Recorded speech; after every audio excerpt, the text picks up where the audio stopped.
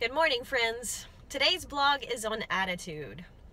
And the reason today's blog is on attitude is because attitude was something I was struggling with a few minutes ago.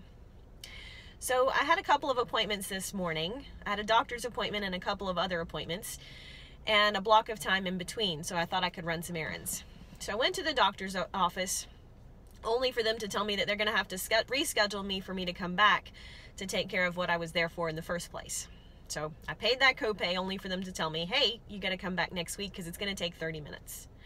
So I left the doctor's office and I thought, well, I can still run my errands, so let me drive across town. I'm going to pick up the dry cleaning.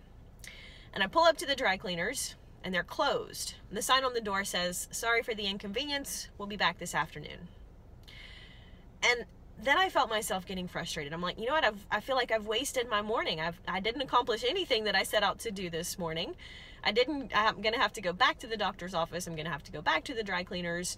And essentially, I feel like I've just wasted my time. And at that moment, I remember, we choose our attitude in any given set of circumstances. Any given situation, we can look at things in a positive light, or we can look at them negatively. Our attitude is always a choice. So the reason I share that with you is because I wanted this blog to be authentic and transparent and share that, we all have struggles from time to time. Attitude is something that I was struggling with this morning. And, it's always an opportunity to take a step back and go, what's the lesson from this? And my lesson this morning was I need to remember that if I'm choosing my attitude and choosing a good one, I need to look at the situation and be grateful for what I have. And that reminds me of a story of Corrie ten Boom when she was a prisoner in a concentration camp during World War II. And she and her sister were both in the concentration camp, and her sister had an amazing sense of peace and serenity and just faith about the whole situation. And Corrie ten Boom tells the story in her book. She says, we were moved to a new bunker, and we thought things couldn't get any worse. We were starving, we were freezing, we were being mistreated, we didn't have anything. And they had all been wrongly imprisoned in this concentration camp. And her sister was like, you know what, we're going to be grateful about this situation. We're going to find the things that we can be grateful about, and we're going to be grateful about them. And Corrie ten Boom tells the story. She says, you know what, I couldn't find much to be grateful for, but we started listing things, and we could be grateful that we had one blanket. We could be grateful that we had each other, that we could share some warmth and curl up under that blanket together. And then her sister says, we're going to be grateful for the fleas that are biting us.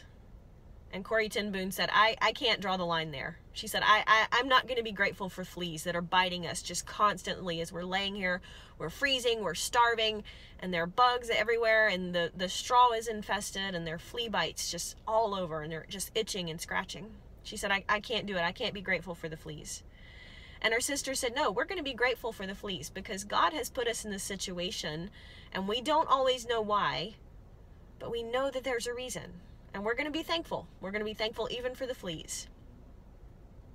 Now, just a few weeks later, Corrie and her sister found out that particular bunk that they're in, that particular bunker that they're in, the guards never came in to harass them.